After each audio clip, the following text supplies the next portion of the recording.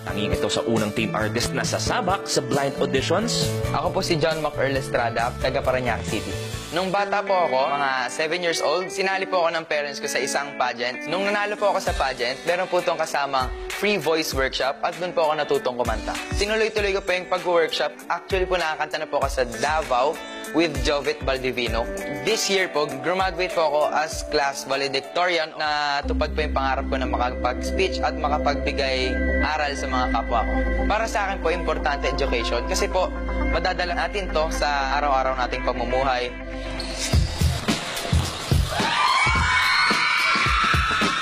Hilig din po ako mag-basketball. Since 9 years old pa po ako naglalaro ng basketball.